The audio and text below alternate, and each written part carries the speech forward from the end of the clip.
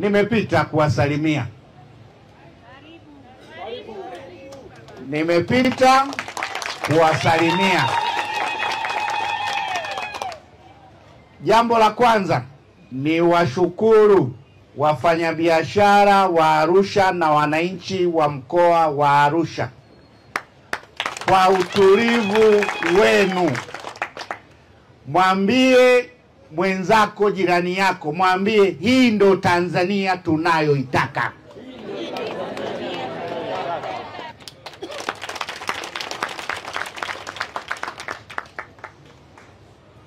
Dunia imeona na Watanzania wamethibitishia dunia kwamba wakiamua kulinda amani wanailinda.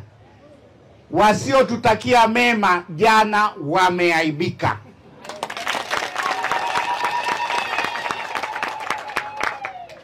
Narudia, Watanzania wanapenda amani.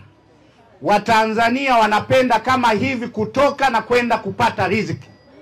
Watanzania hawajozoea mambo waliyotaka. Waliotaka yatokee jana, leo wamejifungia, wana maumivu, hawakufanikiwa. Ukiambiwa kuna jambo la maandamano, huu ndo uwe utamaduni wetu wa kupuuza na kuendelea na shughuli za uzalishaji mali. Alafu ndugu zangu, niseme nisiseme? Niseme nisiseme? Kila mtu ana mipango yake ya maisha yake, ya kesho yake. Hapa tulipo tunawaza Christmas, tunawaza kupeleka watoto shule, tunawaza kuwatembelea wazazi wetu, tunawaza kujiendeleza kiuchumi. Hao wanaowaza mengine yanatusaidia? Yako katika mipango yetu? Tujipange. Tuna malengo yetu ya mtu mmoja mmoja, ya familia na ya kitaifa. Kwa hiyo tukae katika malengo yetu, tusipoteze muda.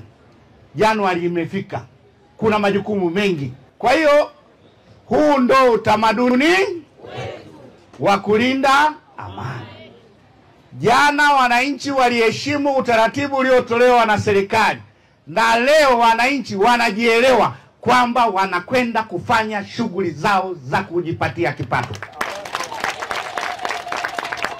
Nataka niwahakikishie, mimi kama mwenyekiti wa kamati ya ulinzi na usalama ya mkoa na vyombo vyote, tuko kwa ajili yenu.